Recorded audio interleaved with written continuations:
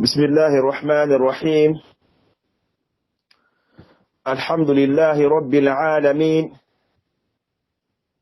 والصلاة والسلام على نبينا محمد وعلى آله وصحبه أجمعين. سبحانك اللهم لا علم لنا إلا ما علمتنا إنك أنت العليم الحكيم. اللهم علمنا ما ينفعنا وانفعنا بما علمتنا وزدنا علما يا كريم. أمرمو السلام عليكم ورحمة الله وبركاته. وألا تيغانا أكنيرو تيغاندي سكو مانتين نقوى وما غسلين قبل فوق بنيانا والنبي نمين كما فعلي محمد Ali dun konon di kapal lemo do sirosuga tokki do abate. Wada muru Allah subhanahu wa ta'ala maga agano ka hufaren jamanga. Wada muru Allah maga agana khairin ulanga duna do lagara. Allah gano famundi o dinanga. Allah gano jidi to go munna hate to go barkante. Allah gano jidi limanga go gollisire no suko mantel daga dun surondi no rondi arjanna. Allahumma amin. Omaremu darul Qur'an wal hadith ndagan kama oda gasusu ko manten kuni islam agon kuninde oda gasusu ko manten kanta timare magon kantande oda Allah nyaga agana khairin nya oda gada ngani noda hakis noda tanga oga nukusuyi Allahumma amin. Omaremu na gasusu ko manten bismillah wala halaqen kama كنغني القطوف الدانية في الخلافة الراشدة. فاري محمد صلى الله عليه وسلم أهل صغان سرون قبالي هو أبو بكر الصديق وغتنا رضي الله عنه وأرضاه كي وغتي هو الشام قدنين دي Khalid bin Walid radiyallahu anhu adu rumi gankunga iga katundi mei gadan kote kenda gani ajnadini gadanenga. Otare hamanteke onyo wada konanti rumi gankunga gadangano nyitelema kame ujine gadangana. Khalid bin Walid radiyallahu anhu gadangana baka bega kite gadangano ku jamanu kusuko humante mei kuwi menu wa shami kata ke liyen ka ne ala ke nyimme jaman su ko manten daga gemu tanji ke wujine gadangana en ken tanji ko wujine gadangana ado kame wujine gadangana kunya haylin mekita ke gadange bembe o kasi hakamma oda ko nanti Khalid bin Walid ada gote nga ala ken koyi na hero nga da ken koyi gadange no gondi Kumi mbegani agadangano nga aditagadi sigumu aro tameru teendo nogenkara. Wada kila gana kaina mba gadange ndabali mimega nyamari yenkini.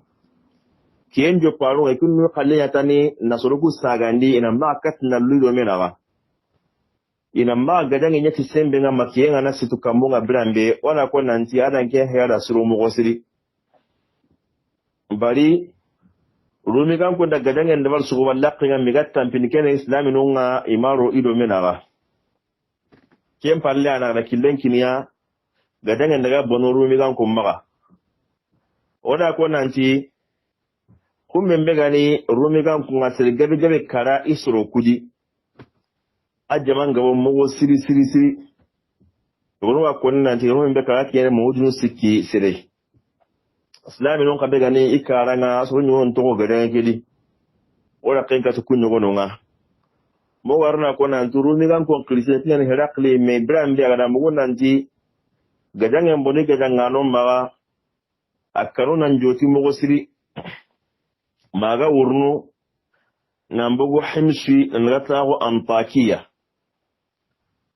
ki Allah imedde wande nga Islami non payina hankan kita na senden kita na kahirun kunni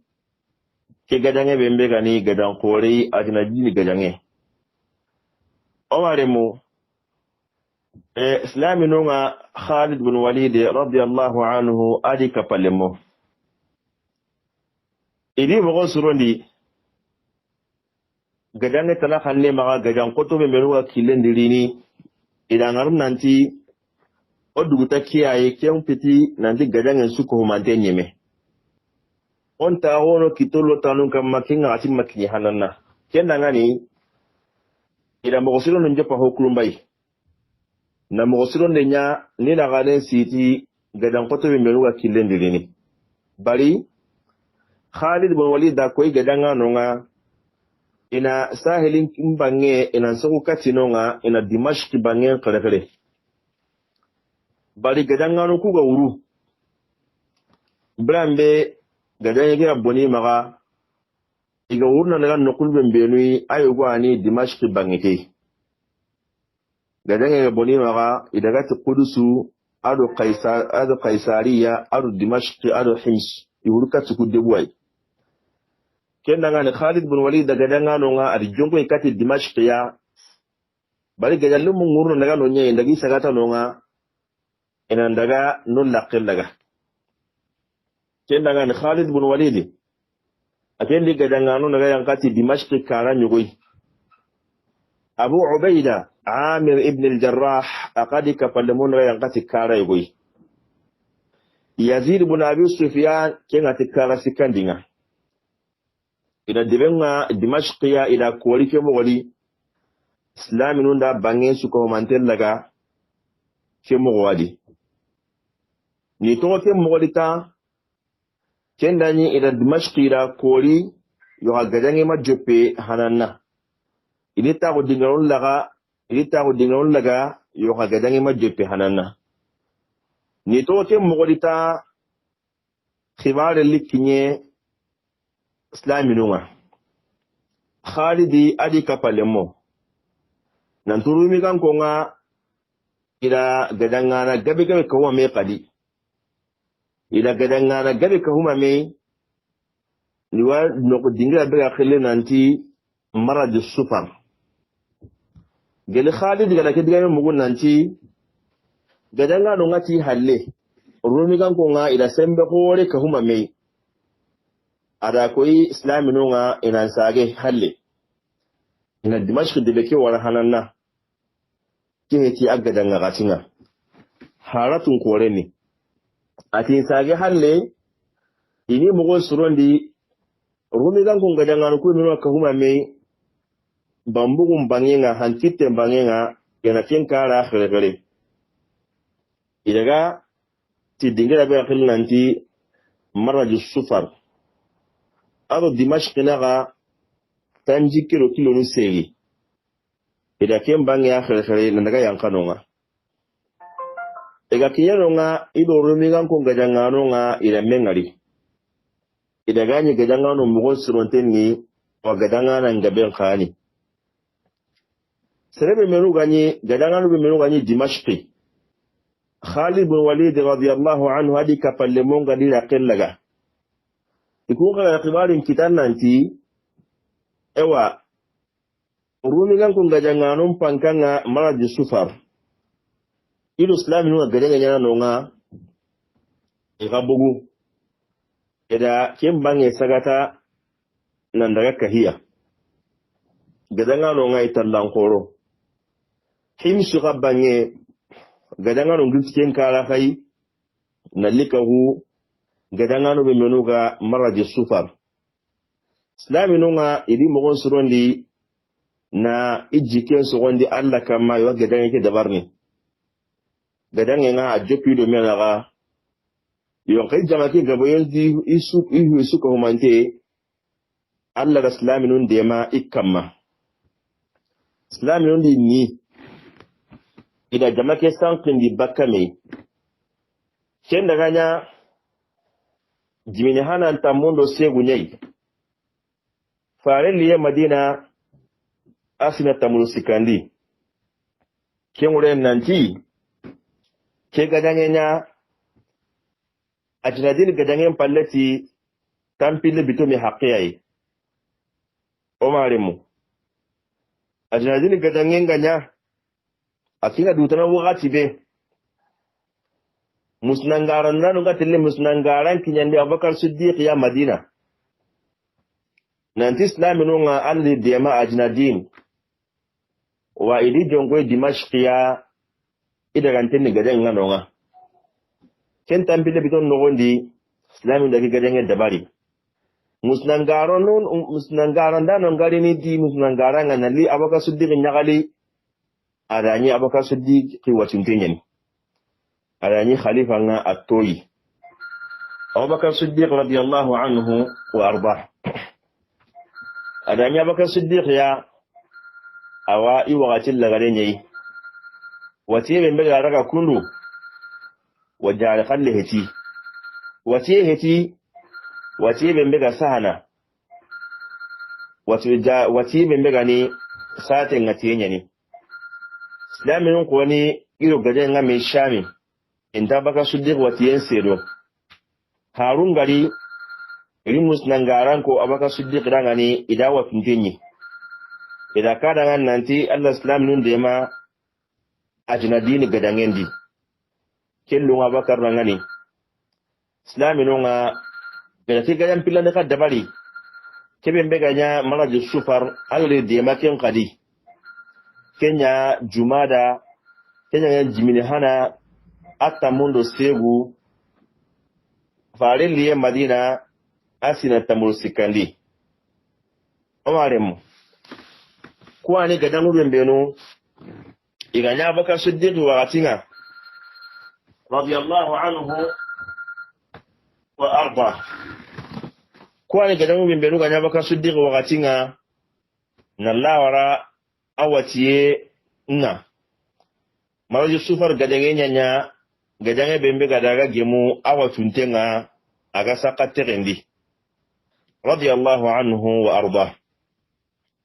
Abubakar Siddiq radiyallahu anhu igu kote nyani sere anyi sere bembe abutenga sagu mo siri ananjo hankene tomundi antaka na jirginda su jirgindenga kendi wa sere qani kanan ka muinte nyani ara wahila timpaini na kenche na haqqarna mutu akama anta jiqi jarene mo su ko mantendi o wakenga laga bange birambe farenga fati sallallahu alaihi wasallam usama gadangano sahaba num pankan daga nanti anambagati wa gadangano ku dengene kinga gatiya bari madina wa haratundi arabunga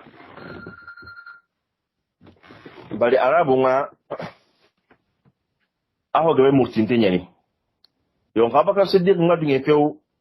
nambugo haqqarlan kama kembe agarangarin nanti farilla helu yani wati mandini hala angani sahaba qorunga nyigara sori kendi ato haqqarlahi kama mabesu ko mandenga hamun nanta kan leki anu tungwa akan leki ran qawaka lika hay haqqarla kedi na denge dome ko aga ka mo bembe Abubakar Siddiq radiyallahu anhu ikana ga oto nogondi akana ka gun nogondi ala akoyi soronga nanti kana ke bembe gane kana ka ne hete de kana ka koto nyani bari oda ngari kana ka unga ka mo ke bembe oda kende su horen kitabaka Siddiq maga ik marande ke nogondi kana ka gunnan ka wa kammo kanan ka gunnan kawa an ana ya kanan ke annabe su komanden yankali yanka dingiranga annabe su plasin kinayi alo kiyembe kan kawa ka hondi kebe mbera golle kebe me ko ta bembe maga nyaaren dangin da kenga anga tele golle kikin sireta nayi anani sire wano wa kenya tunan kota yi kenya na da bal kenya sirono kenya gani ya ga hayyenga ya ga hayye man ya baka su diri mari gollundi few kenya sigi ogana Abubakar Siddiq maranden pai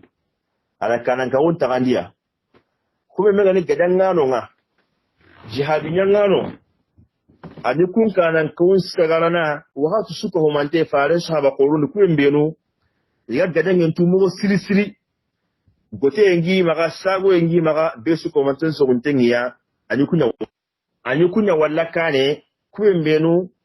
iga gajangentu be su suguntengiya ko Abu Ubaida ibn al-Jarrah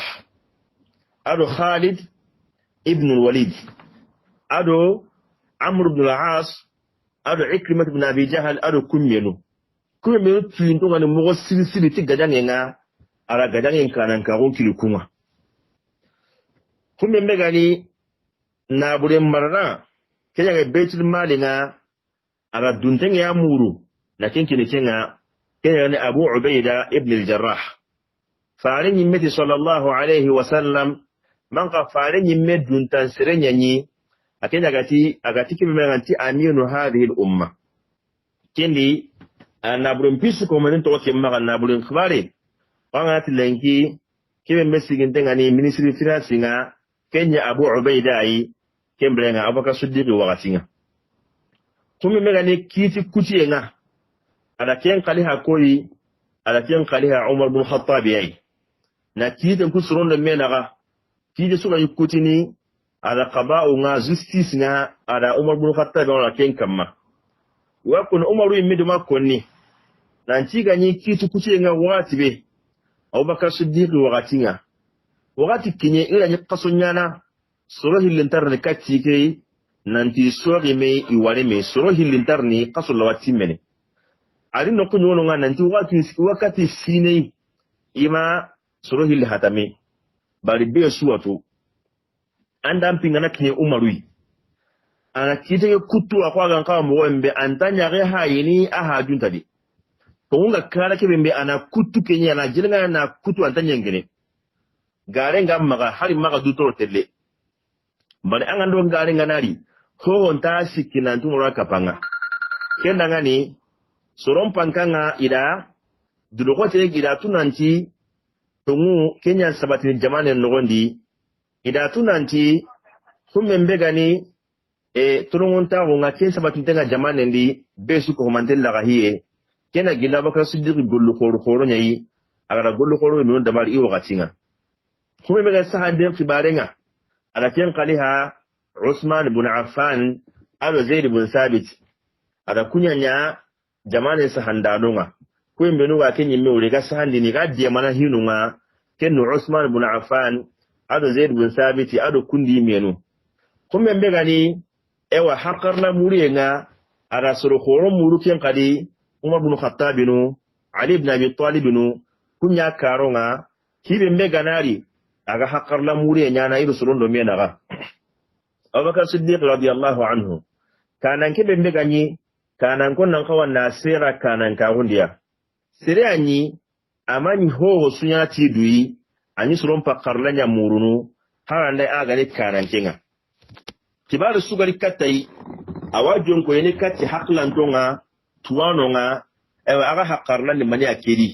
na mula na kia dabari ke ho hulana an sagate onan kawan na raga kammo on kawan na sogandi kammo ani ke tirnen dabarni